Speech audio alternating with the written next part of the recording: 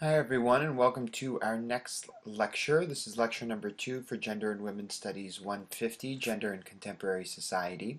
And this lecture is entitled Constructing the Gender Binary Masculinity.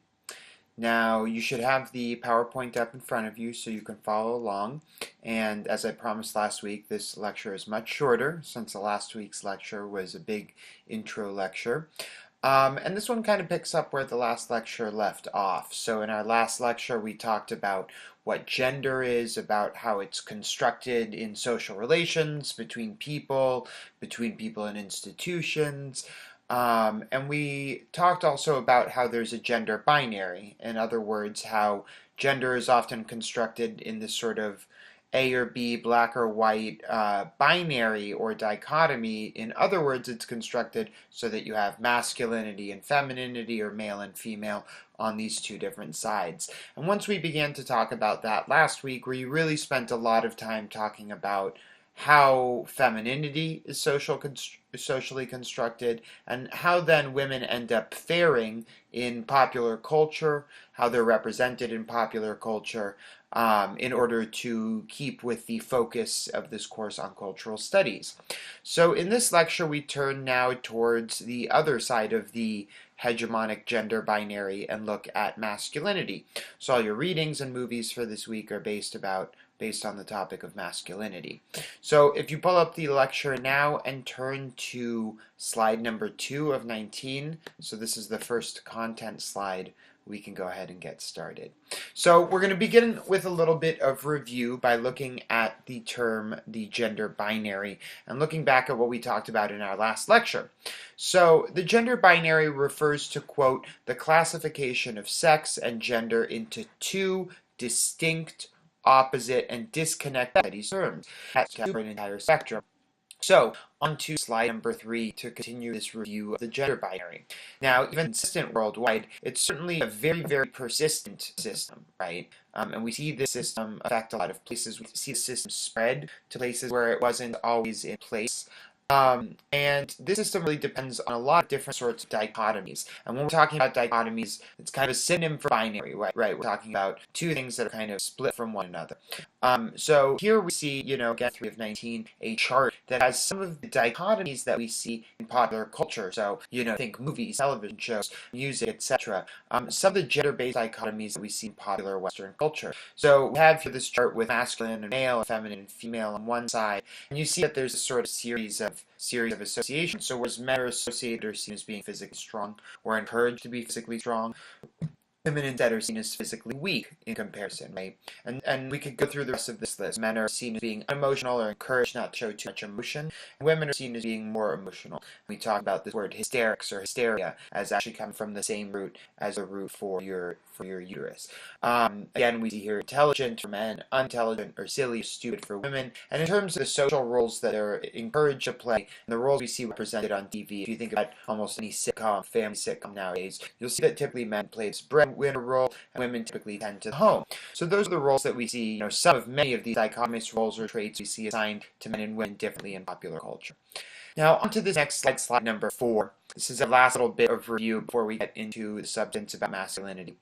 Is that this binary classification of gender in the West doesn't just apply to gender, and a lot of people would say it doesn't begin with gender, but is actually part of this larger sex, gender, sexuality system, right? So the binary logic of male-female isn't just about gender, it's also about sex, right? If we're thinking about biological sex, and about sexuality. So this is on one hand because, again, binary logic really undergirds a lot of Western thought, but also because of the fact that historically medical practitioners have tried to insist on a biological sex binary, right? That you're either born with male or female biology, as you often will hear people say, right? But as we know now, as is a medical fact, at this point, there's no way of kind of clearly defining a biological binary between male and female, whether you use chromosomes, hormones, or genitalia, right? However, since a lot of people still assume that not only is our gender determined by our biology, but our biology is either male or female, then we typically assume that if you're born with genitalia that the doctors describe as male, you will then somehow naturally, as a matter of biology, become masculine, you'll become strong, you'll become aggressive, right? And that you'll also be attracted to women. right? It would be heterosexual. And the same sort of logic works towards women, right? That is assumed by a lot of people that if you're born with female genitalia, female hormone levels, female chromosomes, again, none of these things have biological, strict biological binary basis, but still this is how people describe them. If you're born with those things, you naturally become feminine, right? And identify as female and be attracted to men, right? So again, in each of these three parts, sex, gender, sexuality, we see this sort of binary, male, female, masculine, feminine, right? Heterosexual, homosexual, etc. Now, we talked last week about all of these concepts, and we did that in order to talk about femininity and how women are affected by these systems, by these practices. But now in this week, we're going to turn a little bit towards a few more concepts having to do with gender and how gender works, and towards talking about masculinity specifically. So if you turn towards slide number 5, you'll see a new approach towards thinking about or talking about gender that we see very commonly in gender studies and cultural studies in different fields. And this is thinking of our identities not as something that's biologically natural, but as something that we perform, right? Or something that we do every single day. Now, when we think of performance, we might describe it as doing something other than our natural self, right? So I perform a role, I act in a certain way. This is because we oftentimes don't question this idea that there is a natural, authentic self, right, that's stable and rooted in our biology. So a lot of people default to saying, well, I just act this way because I'm male, I act this way because I'm female. Other people say boys will be boys, and sort of excuse any of the things that we do as male or female as being a part of our biology. Now, for example, many people believe that women behave a certain way as a group, right? In this sort of ideal feminine way that we talked about last week. However, our identities aren't determined by some biological baseline, but by social construction, by who we've lived with, and who we've interacted with, and what the gender norms are in our society, right? And how we've developed into a particular role. So rather than thinking of our gender identity as biologically determined, we might think of it instead as being a performance, right? So we might think of our identities, our many identities, not just gender, but our many identities as a performance, since they're not simply a matter of our nature, but rather, much like good performance, you can't really tell the difference between what's in front of you and this sort of reality, this assumed naturalness, right? Much like with acting, the performance can convince you of some sort of reality that feels like it's there, right? Not like with acting, a performance can change, right? So we tend to perform in ways that repeat themselves. In other words, I tend to kind of dress the same way, I tend to talk the same way, I tend to move my body the same way, talk about the same subjects. And these are all ways of performing my masculinity, right? So every day I go out into the world and I do certain things that give off the image of me being male, being masculine, identifying as male. These are things that I perform, right? Now, because I perform them the same way every day, I'm constantly repeating them, that means that they appear natural, right? So people won't think of it as a performance, right? They won't think, oh, look, Alex performing his masculinity today. Instead, they'll think, oh, that's just Alex, right? That's just natural. That's just who he is, right? But what's funny is if you just change the performance a little bit, right? Then immediately people start thinking that something is changing about this presumably natural identity. So, for example, if I typically dress in kind of male clothing, as most people might describe it, and talk with lower voice, have a beard, if tomorrow or the next day or whenever I were to completely shave my beard and my mustache and put on a lot of detailed makeup and grow my hair out and wear a dress, right, not say anything different about myself, not say that I identify as female or anything like that, right? But if I were to change this performance of my gender identity, then other people wouldn't be so quick to read me as masculine or male, right? And again, this is simply because my biology doesn't determine my gender identity, and my biology doesn't determine my gender performance, right?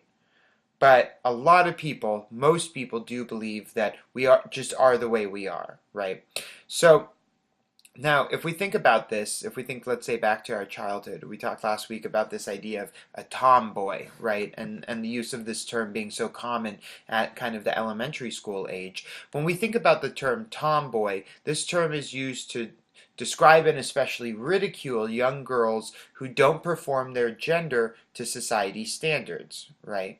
This is because female biology, right, doesn't naturally create female gender identity or a gender performance, right? Just because you have a particular chromosomal arrangement, genitalia, and level of hormones, right, does not mean that you're going to behave in a particular way, not in any sort of definite guaranteed way, right? So when we start calling young girls tomboys at a young age, what that ends up doing is telling them, hey, that performance isn't the performance we want. We want you to perform your gender in this other way, in this more feminine way. And typically, right, what we've seen is that most women who used to identify as tomboys or used to perform their femininity as tomboys when young children typically end up falling more in line with the dictates of traditional or hegemonic femininity as they get older. So on now to slide number 6. When we're performing our identities, we're not only just going out in the world and performing them, we're also actively looking to see how other people are performing their identities. This is both to understand who we assume them to be, right, based on those identities, and to validate our own understanding of what those identities mean, right? So, for example, if you dress a certain way and you go out in the world and you see other people dressing that same way, you're probably going to feel validated about your choice to wear those clothes or perhaps do your makeup a certain way. And not only that, when you see, for example, for me, other people dressed a certain way, it's really easy for me to assume that because they have a particular clothing item or something else on, that means that they're male, right? And to talk about this in a more kind of scholarly way, we often use the term doing identity, right? And this is to say that our identity isn't just a performance that we put off, but it's actually, as we talked about last week, it's intersubjective, right? It exists between people. So I'm performing my identity, and you're performing your identity, but I'm also looking at your performance, and you're looking at my performance. So there's a lot of moving parts all at once. And when we use the term doing identity, we're referring to 3 different things. We're referring to this displaying, reading, and interpreting of signs or identity cues, right? So, for example, we display our identities through how we present ourselves, get dressed, act around each other. This is the same thing as performance, right? Performing your identity, displaying your identity. But not just that, we read other people's identities by looking for cues in their appearance and behaviors. So when we look at other people, we actually pay attention to their clothing, to their hairstyle, to their makeup, right? To all these sorts of things, how they're walking, how they're moving, how they're talking. And we are reading those things, right? We're taking in that information. But it doesn't stop there, because the third step of doing identity is interpreting those things. So I don't just notice that you're wearing something. I take what you're wearing and I assume your gender identity based off of that, right? This is a really common practice that people do typically dozens, if not hundreds of times a day as they walk around in the world, right? So this whole system of doing identity or performing identity, it involves multiple people working together, displaying their identities, looking at what other people are doing with their identities, and interpreting those, right? And if you wanted to take a moment, I'm sure you could easily think about or write down at least one example of how you display your gender, how you read other people's gender cues, and how you interpret those cues depending on what they have. Now, another concept that we're going to talk about here on slide number 7 is intersectionality. And this might be a concept that a lot of you are familiar with. Now, you could begin to think about it by thinking about something like a census or a different government form. When we fill them out, they're typically separated out with ethnicity in one little section, gender in a different section, and this kind of gives the impression that all of our identities are sort of separate. But the reality is that in the world that we interact in, all of our identities are really meshed together. Our identities interact with one another so that, for example, the meaning of your gender identity, or alternatively, I might say, how you perform or do your gender identity, is influenced by things like your race, your class, or your sexual identity, among others. So intersectionality refers to the interconnected meanings and functions of our many identities. In fact, all of our identities interact. We never live as just one of them, but often as all of them all at once. I mean, think about this really simply. This is because of how gender is done, or how our identities are performed. I can't just go out in the world and say, you know what, today I'm male, but I'm not white, right? Or I'm not, young, or I'm not atheist. I could say I'm going to go out in the world and I'm just going to leave all my identities at home except the fact that I'm white, right? Now, the problem with that is when I go out in the world, everybody else is going to see me and treat me as though I'm not just white, but also male, and all these other identities that I carry with me when I go out. So, because of that, I'm never going to experience my race or my gender separate from one another. I always experience them at the same time. Now, as a concept, intersectionality is important for highlighting and understanding two different aspects of identity. So the first is about subjectivity, right? About how identity structures how we see ourselves and how we act in the world. So in other words, every time I make a decision, and I'm making that decision based off of my subjectivity, that means without realizing it, I'm tapping back into the whole history of who Alex is and what he typically does, and I'm making that decision based off of that. Now, part of that history is your multiple identities. So I don't think to myself when I make a decision, what would the white part of me want? Or what would the male part of me want? When I make a decision, I'm making that decision based off of the influences from all of my different identities at once.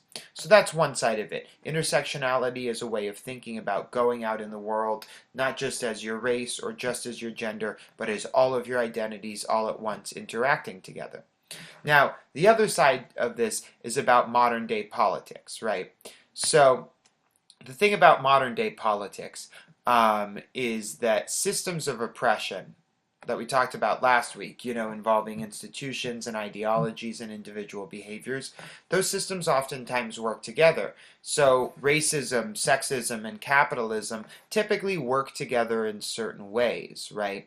That's not to say they always work together perfectly, but that a lot of the institutional practices or ideological beliefs or individual behaviors of one system will typically benefit and work within the other systems of systemic oppression.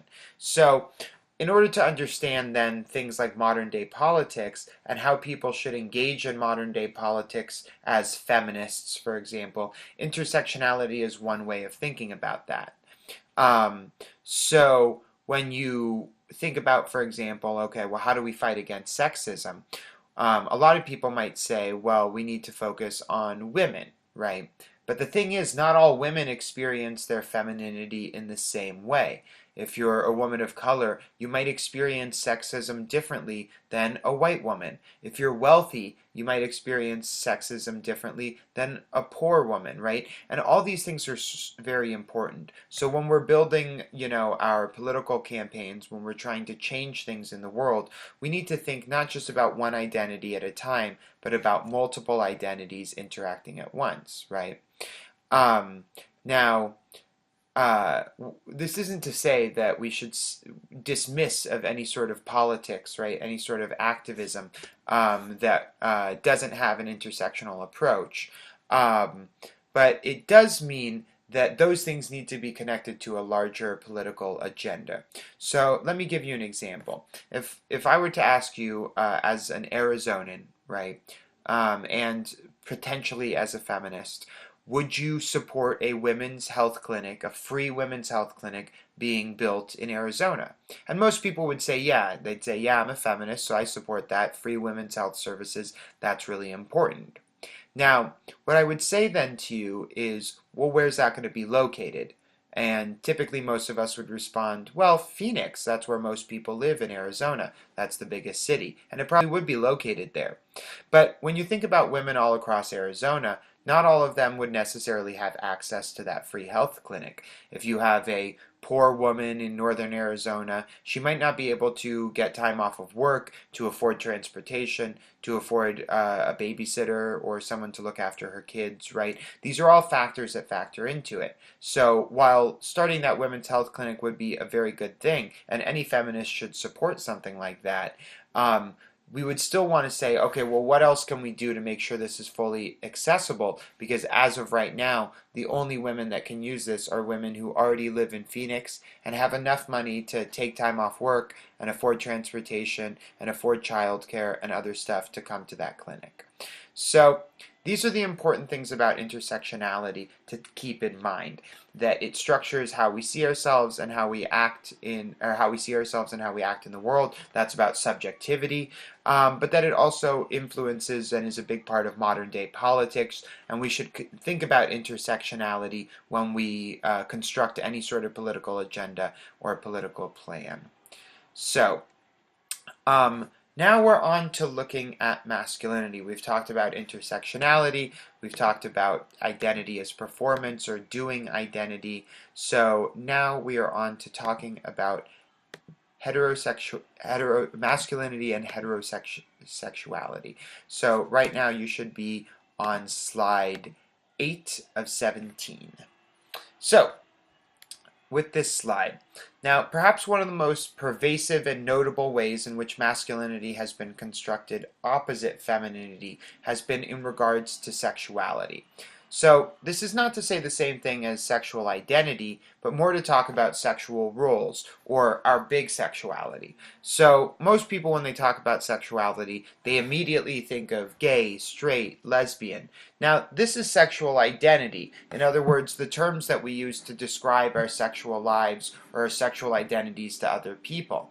Now, sexuality is not the same thing as sexual identity. Sexuality is this bigger thing that has to do with our various roles, our traits, our likes, our dislikes, everything, right? So whether or not you like to have sex with the lights on or the lights off, that's a part of your sexuality. But it's not really a part of your sexual identity, because typically people just talk about gay, straight, lesbian, bisexual, queer, or terms like this.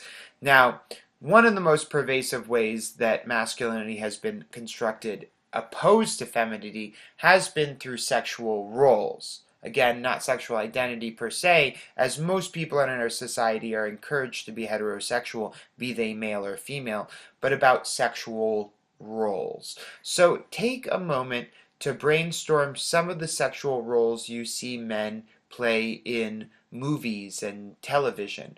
What defines these roles? What do men do in these roles? What about women? Are they doing the same thing? So start asking yourself some of those questions and brainstorming. Maybe think of a favorite movie or TV show and the romance or sexual roles there, right? So think about things like flirting, paying for dates, sex, anything that comes to mind. Are male and female roles typically similar? Keep in mind, this isn't about what you believe should exist, like you believe women should pay on the first date just as much as men, but about what actually happens in our society and in popular culture. So take a moment to think about that. All right, so now we're on to the next slide, slide 9. Now, typically when we think about male and female sexual roles, and probably what you thought of when you brainstormed from your own pop culture experience, typically what we see is these sexual roles are structured along a gender binary, with men and women encouraged to do different things.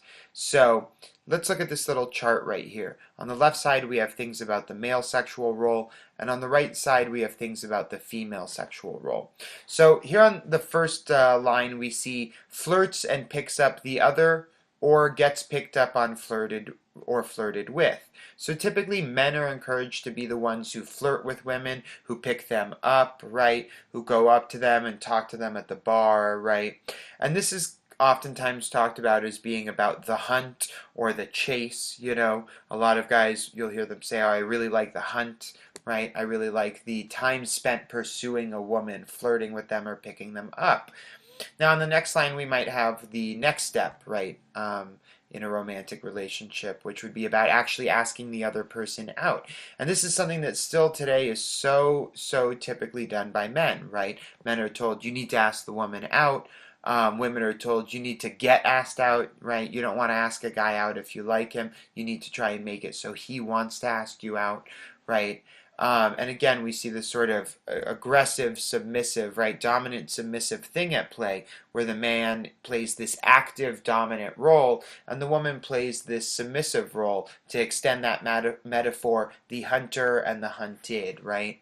And then here in the third line, we kind of have this question of sex here, and about sexual content and what happens during sex. And typically, right, not just in popular culture, but even in our own relationships, especially for heterosexual couples, it ends up being that the men initiate sexual contact, and that they also end up deciding what's going to happen sexually. So, for example, during sex, both in movies and television and even in most people's relationships, the man typically ends up saying, okay, we're switching to this position, right, when having sex with a woman. So if we move towards, now I want to pause actually real quick and say, this isn't to say that men shouldn't flirt with women, should never ask out women, should never initiate sexual content or express the desire to do something sexually. But what it does mean is that culturally, the sorts of representations that we see overwhelmingly end up depicting men and women in these binary roles, and as a result of how representation connects through the knowledge power nexus to action, as a result, young boys grow into men who continue to perform their masculinity in ways that insist on or perform an aggressive and dominant male sexual role. Now, this chart here, now we're on slide number 10, this chart here explains the ways in which the masculine sexual role is often established culturally as dominant over the female role. Okay, again, we're talking about dominance and submission. So if you think for a moment about popular films, television, or even pornography, do you see any sort of common depiction of female sexual dominance? Right? Do you see any sort of shows or movies where the woman in the movie is pursuing the man, is making the moves, right? When you think about it, most of you are probably going to find that the answer is no, with very few shows and very few movies offering that sort of depiction. It's not to say they're not out there, of course they are. For example, I watched the show Broad City, where you will see the two female leads actually pursue men in ways that are atypical for television. But again, they're atypical. The vast majority of what we see, watch, hear, read has these very binary roles, sexual roles for men and women, with men in this dominant and women in this submissive role, right? Now, what you might want to keep in mind is that this discussion is not yet about heterosexuality, right? We're not really talking about sexual identity yet. We're talking about how the gender binary influences sexual roles, right? So if you think about it, it's not just heterosexual couples that get affected by this logic of, oh, well, you should have kind of sexual roles, you know, of dominance and submission in your relationship. These are things that actually affect gay couples. So, for example, a lot of gay couples, be they gay couples or lesbian couples, get faced with stereotypical questions like, who is the man and who is the woman, indicating that the place of gender is really central to systems of sexual identity, right? In other words, this assumes that, for a lot of people at least, they end up assuming that for any sexual relationship to work, there needs to be a male and female, or dominant and submissive sexual role, and that without those clearly defined opposite binary and implicitly masculine and feminine roles, a sexual relationship cannot exist. Now, if we go to slide 11, we could say that this system is though nonetheless about heterosexuality in a lot of really, really key ways. And in fact, it's often about encouraging heterosexuality. So if we think about it, gender is used to police sexuality and vice versa among men. If we think about the language that a lot of young men use at each other, we can see how a term like be a man and how a term like don't be gay are oftentimes used interchangeably in ways that indicate the overlap of systems of gender and sexual construction.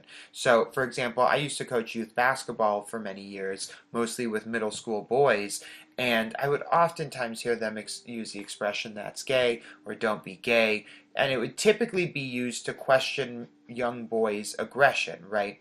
In other words, if a young boy complained about a foul, right, or didn't play hard enough defense or offense, a lot of times they'd get scolded by their fellow male peers who say things like be a man or don't be gay. Now, when they say don't be gay, they're not actually trying to suggest that this young boy is attracted to other men. I mean, keep in mind here we're talking about a lot of 10 and 11-year-olds that I'm coaching.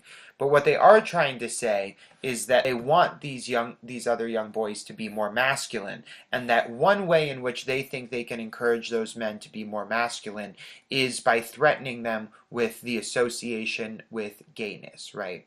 So from a young age, boys are told subtly and explicitly by older men in their life, by popular culture, through TV, through movies, that they need to be strong and aggressive, and they need to be straight and sleep with lots of women to be a real man, right? And at the same time, to bring it back to men who don't identify as heterosexual, you see the growth of a culture pitted against gay men who express more feminine traits or who perform in a more feminine way, right? And this is oftentimes captured by the growth of no friends phrasings, no femmes phrasing on gay dating and hookup apps, right? So you will see many gay men start to frown upon gay men who are feminine in any sort of notable way, instead trying to tell gay men that they can and should be very, very masculine in their performance of their gender, right? In other words, in a lot of ways, what this is doing is, whereas typically men who express feminine traits were thought to be gay, right? And then gay men, as a result, were stereotyped as being all very feminine, right? And because of this sort of gender binary and how intensely strict and violent it is, because gay men were stereotyped as being less feminine, right? They were stereotyped, therefore, as being less manly, right? And therefore less valuable. In a lot of ways, this desire to exclude, right, feminine gay men from the gay community is an effort to shore up traditional hegemonic masculinity within the gay community. So this has all been so far about masculinity and how the gender binary really encourages men to perform their masculinity vis-a-vis particular sexual roles of aggression and dominance, right? But it's not just within sexuality that men are encouraged to be aggressive and to be dominant, but also in terms of physical violence more broadly. So if you turn now to slide 12, we're going to begin to talk about that. So another way we see masculinity constructed and performed is through violence. Violence has always been associated with masculinity, be it with armies that up until recently were all male, police forces that function the same way, or with organized fighting sports historically and still today excluding women or keeping women separate from men. Now, this is not to say that all forms of violence are encouraged and valued in men, right? Certainly it would be hard to say that as a society we want men to go out and murder. But men and masculinity have been associated with violence in ways that women have not, in ways that have both said men should be violent and at the same time women have said that women should not be violent, right? In other words, this means that masculinity is often expressed and validated through the use of violence, right? That one's ability to be violent, to use violence, or to appreciate violence is associated with their masculinity, or used to judge their masculinity. So on the next slide here, slide 13, you can think about examples that you're familiar with where men are encouraged to use violence. So what comes to mind? I mean, can you think of examples beyond professional combat sports when men are encouraged to use violence? So I can certainly think of a few examples, and I'm sure you can as well, right? But undoubtedly, in a lot of ways, men are encouraged to use violence to do a number of things, right? They're encouraged to do it to prove that they're strong, to prove that they're aggressive, to prove that they're real men, right? to protect things like their dignity or their honor, to do things like settling beefs, all these sorts of things, right? All these sorts of ways of talking are all indicate how masculinity and violence are very associated with one another, right? And this works kind of both ways. In other words, because of the gender binary, traits that are valued in men are typically shunned in women and vice versa. So while men are encouraged to display violence in different settings, women are almost always told that being physical or violent is not ladylike or feminine and shouldn't be done. Now, on to slide 15 here. Sorry, slide 14. So one of the most devastating impacts of this trend of associating violence with masculinity is through higher rates, disproportionately high rates of male violence. So men are taught a number of things about violence, and some of the most important ones include that violence can be used and should be used to prove your masculinity. That violence can and should be used in particular when your masculinity is called into question, such as when somebody tries to fight you, right? At the point men are often told, like, hey, well, if another guy is coming at you, well, then it's totally okay to fight him, right? Because even though you could still run away, assumably, at that point, your masculinity has been called into question in such a way that running away might, continue to make people think that you're not manly enough, right? And then finally, that violence can and should be used when you fail to fulfill a masculine role. In other words, men are taught that if they fail to be successful with women or to make a lot of money, right, to support their families or any number of other things, that violence is a reasonable fallback to use in those situations, right? And these lessons that men are taught about when and how violence is not just appropriate but encouraged to use are reflected in the really massively disproportionate levels of male violence that you'll see really talked about in detail, in numerical detail, in the movie Tough Guys 2 that you watch for this week. Now, on to slide number 15. So this is this last little bit of the lecture. These last few slides are meant to indicate or to introduce and talk about two terms which you might already be familiar with, and those are hypermasculinity and toxic masculinity. Now, you might be familiar with them used in association with male violence or with male sexual harassment. And these terms do have origins within psychology and gender studies and cultural studies, but they're not meant to indicate that in any way those fields are anti-masculinity or anti-men, right? You're going to be hard put to find somebody in gender studies or in cultural studies who says, like, we really need to entirely get rid of the concept of masculinity, and ideally we'll find a time where masculinity just doesn't exist, right? There's a lot of really positive sides to masculinity, a lot of masculine traits that we should encourage everybody, not just men, but everybody in society to have. Now, what this does mean, the use of terms like hyper and toxic masculinity, is that the social construction, they're meant to draw attention to how the social construction of certain types of masculinity, right? In other words, the social construction of hegemonic, mainstream, desirable masculinity typically privileges male violence and male sexual aggression in ways that harm women and, importantly, harm men too. So we're going to define those terms here on the next slide. Hypermasculinity is originally a psychology term referring to, quote, the exaggeration of male stereotypical behavior, such as an emphasis on physical strength, aggression, and sexuality. And this can include things like callous sexual attitudes towards women, a belief in the usefulness of violence, and oftentimes a love of danger, a cavalierness towards danger.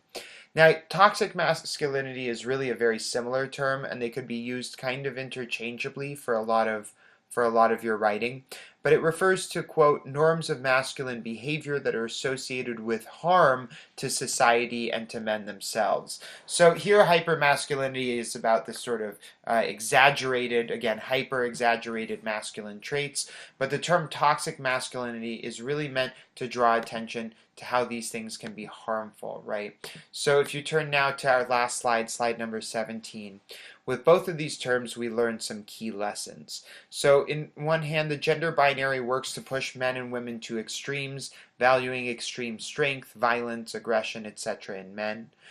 The social construction of a type of hegemonic, right, mainstream popular masculinity harms women in particular who become the victims of male sexual assault and violence. Men also suffer from these social constructions, directing violence towards other men and towards themselves, in addition to learning to be very emotionally closed off. And what this means really overall is that despite all of these associations of femininity with being a man, or feminism with being a man-hating enterprise, or gender studies with being a man-hating enterprise, right? It's within gender studies and it's among feminists that you really see people describing how systems of gender construction and sexism and how the gender binary really harms men, how it really represses men, right, while at the same time oppressing women. So what this means is that men have a very vested interest in fighting sexism, not only to improve the lives of women that they know, but also to free themselves from the repressive limits of hegemonic masculinity. So while it might seem silly, men are taught, from such a young age, you can't cry in front of other men. You really shouldn't even cry at all, express no emotion, be stoic, right? And that's not natural in any sort of way for people to not express emotion. And that's very, very repressive. And men have to deal at a young age, right, with being told by other boys, by their fathers, by male figures in their life, by popular culture icons, that if they show emotion, that they're not really a man, right? So men are very much affected by this too in a lot of ways, right? And it's not just about not showing emotion, but when men are told, hey, listen, you need to make enough money to support your entire family, and if you don't do that, you're not a good man. And at the same time, those same men are told, oh, and if you don't perform your masculinity well, or if you fail to do your masculinity, then you should use violence, right? It ends up coming as no surprise that men end up committing suicide at a significantly higher rate. And that oftentimes a lot of the depression that men are experiencing that causes them to commit suicide relates to failures to meet women, to support their family, to be successful in all these sorts of ways, right? But it's also problematic for women too, because women live in a world where they're inextricably related to men, right? Have to work with men, have to interact with men on a daily basis. And as we see all too often, a lot of men who don't end up or don't end up being able to perform hegemonic traditional masculinity end up resulting to violence in ways that really target women, right? So there's this trade-off there, this relationship. So if you think back quite a few years now to the shooting at UC Santa Barbara, to that student who shot up UC Santa Barbara, that student wrote a manifesto about how he had been constantly shunned by women, about how women had no interest in sleeping with him or doing anything with him, about how they didn't find him attractive, right? And he was so frustrated that other men at the university were having lots of sex, and he thought he was entitled to it and he deserved it, and he ended up going on a shooting rampage across the university and killing a few people.